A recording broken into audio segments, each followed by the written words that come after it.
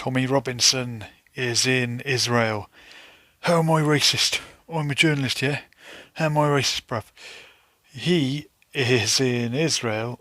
Let's have a listen to his chat that he had in the Holy Land.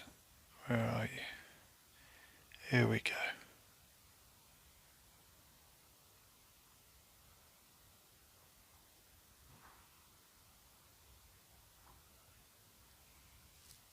The UK has got a special place in my heart because on the one hand, they really helped give birth to the Jewish state in World War I.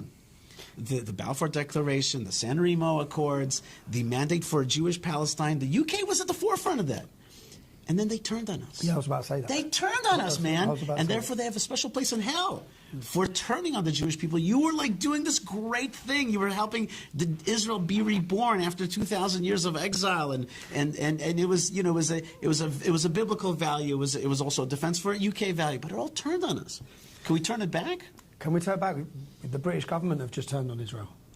But they've been turning on us for a long time. Yeah, but when we say they, it's the British government. So let's separate the people from the establishment. The establishment have turned. It's like when the American establishment were in power under Joe Biden.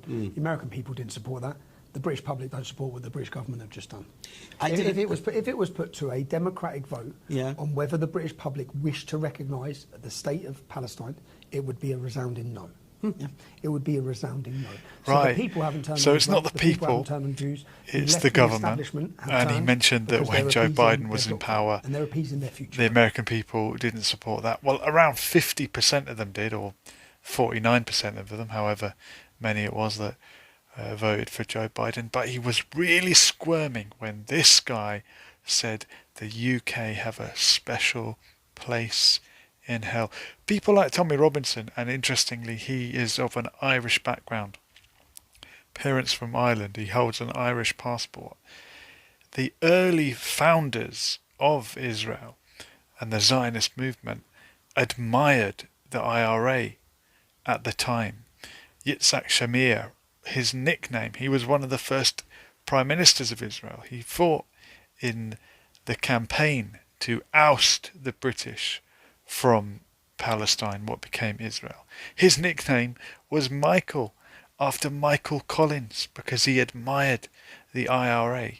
So it's very strange when British patriots like Tommy Robinson, even if he is from an Irish background, go on about this solidarity between the two countries. This Israeli gentleman seems to be questioning that anyway, and he said they have a special place in hell because of what they did. Let's hear from the great Ilan Pappé. Last group of Palestinians who were pushed into the Gaza Strip were those living in 11 villages on whose ruins, on the ruins of these villages, Israel built the settlements that were attacked on the 7th of October by the Hamas. So the Hamas attacked settlements built on the ruins of the last villages of Palestine that were destroyed by the Israeli army and expelled to Gaza. In the Israeli archive, we have a very known document called Order Number 40. Order Number 40 is from the 25th of November 1948, and it was sent by the Israeli Central Command to the commander in the area of Gaza. And it has the name of the 11 villages, and the order says, and I quote literally what the order says, occupy the village, expel all the people to Gaza, burn the houses, and demolish the stone houses. Because some of the houses of the Palestinian villages in 1948 were built of mortar and straw, and therefore it was possible to burn them. But the stone houses had to be blown up by the Israeli army. So one historical context we have here is a generation of grandfathers and grandmothers, fathers and mothers, grandchildren, that live either directly or indirectly the Nakba of 1948 in a very vivid way on a daily basis, not only because they are thinking about Jaffa or they are thinking about Beersheba or any other place from which they were expelled, but also by watching the Israeli settlements on the other side of the fence from which most of their parents and grandparents came from. That's some context there for you from Ilan Pappé, which of course does not justify any act of terror whatsoever. We're just putting it in context. And recently I found out, and I didn't realize this, that some of the inhabitants of Gaza were not deported into the enclave until something like 1950, almost 2 years after the Nakba. There were still Palestinians who were being sort of rounded up and kept in camps and not deported until 1950. But of course, nothing justifies terror, and we are not trying to justify it. We are putting it in context, and Ilan Pappé is a great Israeli historian and academic. Zislt Bako in the chat is saying Jesus is king. Thank you for mentioning that, Mr. Bako. And Jesus, of course, was born in Bethlehem. I think we all know that. Who else shall we hear from? Well, what about this chap here? If I can find the video, we're going to hear from Louis Theroux, isn't it? And Bob Villa. You stand by the chant, and would you chant that on stage now? Oh yeah, like what if I was to go on Glastonbury again tomorrow? Yeah, I would do it again. I'm not regretful of it. I'm not regretful of it. I do it again tomorrow, twice on Sundays. I'm not regretful of it at all. Like the subsequent backlash that I've faced, it's minimal. It's minimal compared to what people in Palestine are going through. And they're the people that I'm doing it for. They're the people that I'm being vocal for. Then what is there to regret? So Louis Theroux, definitely pro-Palestine in his stance, and his recent documentary on the settlements and the settlers, really positive or pro-Palestine stance, no doubt, but he seems to be questioning Bob Villan over the chant that he gave at Glastonbury. So you can be on the same side and not necessarily hold the same opinion. Let's have a clip from LBC.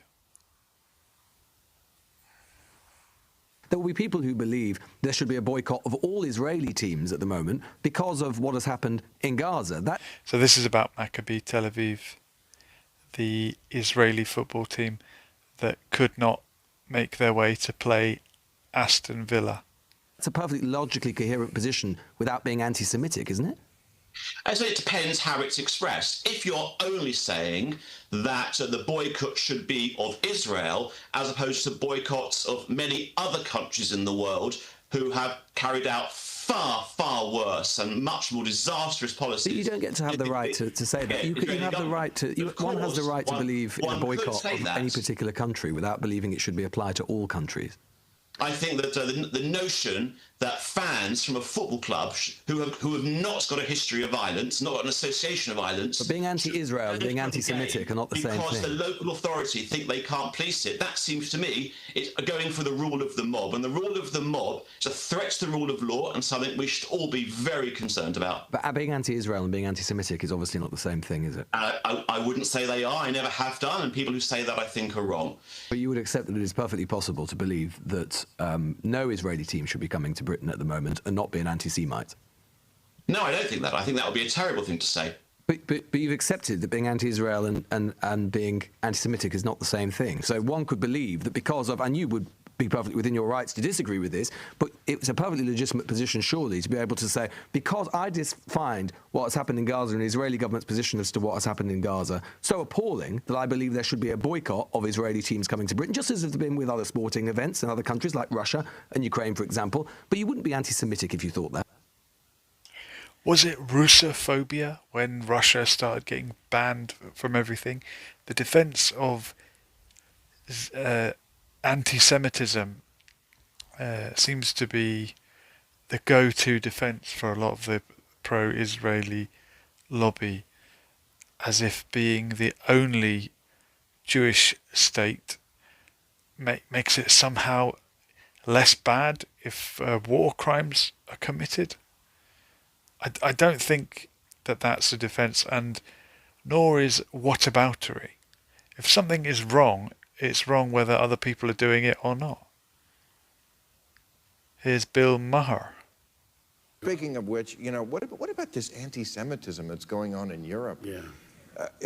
It's never gone away. Yeah, that's the thing. It's all really, you know, thousands and thousands of years we've had anti-Semitism. It's been lowered. It comes back. We had it, you know, obviously during the Second World War, and then all of a sudden we have Germany emerging very liberal and all that. But this undercurrent of anti-Semitism has always been there, just like racism. Exactly. It's always there, and then it just bubbles up to the surface every once in a while. Yeah, I mean, and it's horrible now. Netanyahu is asking European Jews to come to Israel. Come home to Israel. That's what he said, right? Yeah. Well, I mean, he is the... But the people never been there. They grew up in whatever, in Germany or France. It's a shame that they should have to move. Well, they probably won't either, because it's not their home. Yeah. No, but you can understand it. There were German Jews that lived in Germany during the Second World War, and that was their home. Yeah. And, you know, at a certain point, you know, if your life is in danger, you want to go to some place where you're going to be protected. So what do you do about it? I think you get to know your neighbors. And it's going to take, what does it take, a century? Something. So, Bill Maher show, and Benjamin Netanyahu very much in favour of European Jews, American Jews leaving their home to go and live in the state of Israel.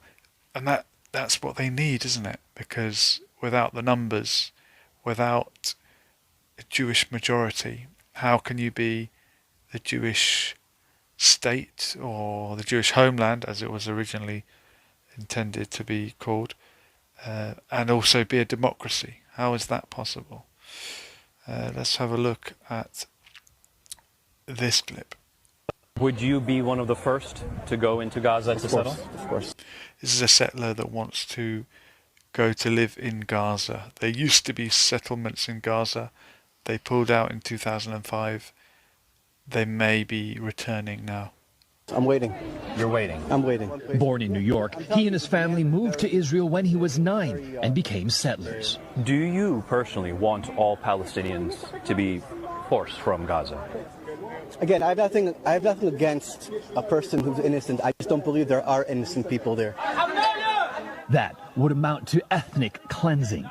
Most of Gaza's 2.3 million people have been internally displaced. Survivors could be internationally displaced if the settler movement succeeds. Where would they go? I think there are many, many European countries who would be happy to accept them. The world is very, very large. So he would like them to go to European countries. That's interesting. Often the argument is, well, you're Arabs, go and live in one of the 22 Arab countries, go and be an Egyptian, go and be a Jordanian. He is hinting at Europe. He would like the Palestinians to go and live in Europe. I wonder if some of the far right who show support for Israel in Europe would agree with that. They can fit them in. There's not that many of them. Settlement of Gaza would likely follow the West Bank playbook. Often young, fervent Israelis harassing and killing Palestinians for their land. Since the 1990s, the number of West Bank settlers has nearly tripled to about 700,000, says the UN. Last year, this group of young militarized settlers was willing to speak with us in a rare interaction as we stood overlooking the Jordan Valley. That's our land. They were unashamed to say what Palestinians should do. There is a solution if they leave. It makes our life very easy. Encourage Gazans to leave Gaza. The message from Israel's National Security Minister Itamar Ben-Gvir at this week's rally. Settlers have been emboldened from within the far-right government itself to try to turn back time. I met the Israeli settlers in Hebron in 2011 and they threw stones at me. Lunatics they seem to be. That's how they came across as to me. Let's hear from the great Norman Finkelstein, who I met about 10 years ago in London. This is what makes Jerusalem unwary of Hamas, because they keep saying, how can we have a neighbour which doesn't recognise our legitimacy? Yeah, so this guy's given the game away already, and Norman Finkelstein will leap on it.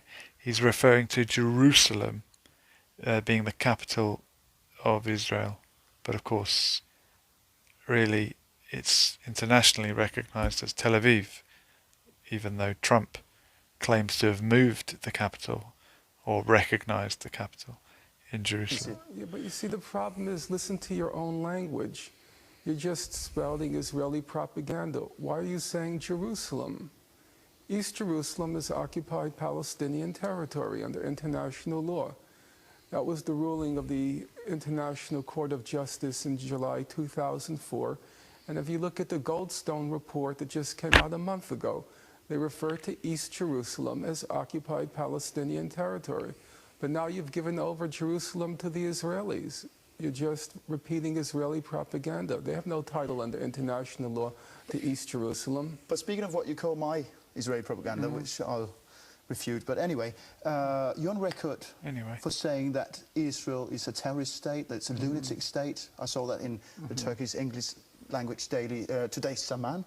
Don't know if they quote you correctly, but anyway, why do you use such stark language about a state which is essentially just defending its own right to exist? Okay, you accuse me of using stark and provocative language.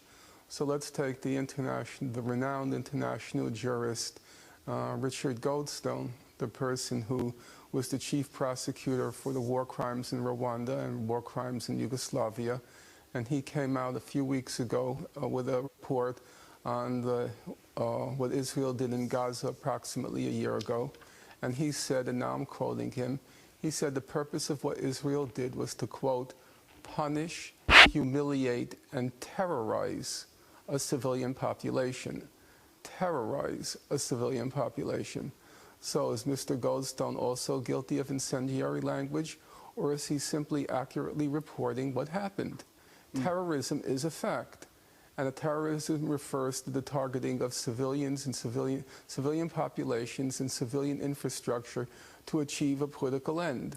And Israel routinely targets civilians and civilian infrastructure to achieve political goals. So it's terrorism. Well, it's terrorism. I mean, I can't help it if that's what Israel chooses as its targets. Can I ask you, do you think that if Israel chose military combatants and military infrastructure, then it wouldn't be a terrorist state, but that's not what it chooses to do. Terrorist state or self-defense, you know, it depends on the eye that looks at it. No, even if you're engaging in self-defense, let's say for argument's sake, Israel were engaged in a war in self-defense in Gaza, for argument's sake. That still means you can engage in terrorism. You can be engaged in a war of self-defense, but if in the course of the war you're targeting civilians and civilian infrastructure, then you're engaged in terrorism. Yeah, what is your definition of terrorism? I've always gone with the use of violence to achieve a political or ideological goal. I mean, what else is the definition of terrorism? And I think often it's a non-state actor. We're on difficult grounds when we start talking about such and such a country being a terrorist state, because I think terrorism has generally been regarded as the actions of or non-state actors. But Norman Finkelstein made a very good case there for actually accusing the state of Israel of terrorism, which I would say Certainly, it's pretty difficult to argue with. Let's hear from some Palestinian Christians. We don't hear often enough from that community. Your family in Gaza, when they were there living all these years, did they ever have to worry about like Muslims blowing up their churches or attacking them? Never. How many never. churches have Muslims destroyed versus the IDF in Gaza? I have never ever been stopped by Muslims to enter my church. The only people that stopped me from entering my churches were IDF soldiers with machine guns. Do you know That why? is the only thing, my whole experience. Because in Islam, as you know, Christianity, one is the people of the book, but unlike the Jews, the Muslims recognize Christ as the Messiah. They recognize him as the one who's going to judge the living and the dead in the end of time. They recognize the Virgin Mary in her virgin birth. So I feel that Christians are much closer to Muslims and vice versa, but further away connected from Judaism, which is the other third monotheistic religion. So I think naturally between Christians and Muslims, there's almost like a brotherly relationship. Not to say that there hasn't been their problems in history between Christians and Muslims, but in Palestine, they see each other as brothers. They need them as much as they need us. It makes sense because the Muslims would actually have an incentive to protect Christian holy sites. Exactly. Because to them, everywhere Jesus went is also holy. You don't see that type of incentive for, In the Church of the Holy Sepulchre, as I was saying, and the reason it's under the custodialship of the King of Jordan, which is the Hashemites, which descend from the Prophet Muhammad, is because even though the Church of the Holy Sepulchre is a Christian holy site, it's the main Christian holy site, it is also, I would say, after Mecca, Medina, and the Dome of the Rock, I would say it could be possibly the fourth holiest site for Muslims, because it's where Christ was the second prophet. They say, and you can correct me, Jesus was the best among men. Yes. So Jesus is very important to he's Muslims. mentioned more in the Quran, Jesus, than Muhammad. Absolutely. There's a whole chapter in the Quran about Mary. Yes, no, that's very true. I've also, because I don't, like you guys were saying, though, in the end, it's not really a religious conflict. A lot of people get surprised to hear things like this. I don't have the clip, but Charlie Kirk, there's a famous clip of him speaking to a Palestinian Christian, and he's sort of quite shocked to hear that there even are Palestinian Christians and that they consider themselves brothers with their fellow Muslims. The final clip I've got is a bit off topic. I just wanted to show this. I don't know why Iain Dale winds up in a scuffle, but this was intriguing. And he admitted that he assaulted someone. Look at this. You can see a protester being slightly wrestled by the blogger Iain Dale. Well, he's the publisher of course, Damien McBride, the former Spin Doctor's book. He has received a police caution after admitting common assault over this scuffle with the protester during, as you can see, this live television interview in Brighton. Mr. Dale has released a pretty fulsome apology. He says he wants to issue this public apology for his behaviour. He wants to apologise and say sorry to Stuart Holmes. This was, of course, the campaigner that he was trying to wrestle to the ground. He also wants to apologise for the blog post he wrote after the incident. He says it was full of absurd bravado, and in the heat of the moment he behaved in a frankly idiotic way. He says he's embarrassed not only himself but his family and his work colleagues, and he apologises to them also. He also apologises to the Labour leader Ed Miliband, and says that he did apologise personally to Mr. Holmes on Tuesday afternoon, and he says that he agreed to let the matter rest.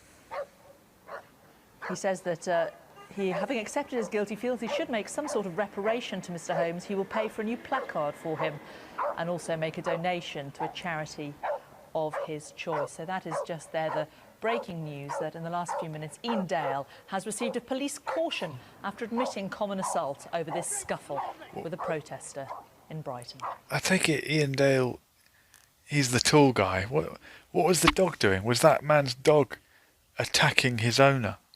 Was he getting attacked by his own dog? Yeah, not really relevant. I don't know why I threw that in there, but I thought I'd share it with you. We could have one more clip from Cenk Uygur, if you like. And then that might be it. What I was trying to say before the baboon interrupted me was that the top. We've seen that one already. That's Cenk Uygur, and Triple T is in the chat saying, "This is why I hate dogs." What have you got against dogs, Triple T? Would you never have one as a pet? A lot of people consider it haram to keep a dog, but I saw a video recently of a sheikh saying it's okay if you have a reason to keep a dog, like hunting or guarding the house or something like that. Triple T, would you ever keep a pet dog? You could train it, you could teach it a new trick. I haven't got the phone number set up, otherwise I would take phone calls. I could have got Triple T on air, but not tonight, unfortunately.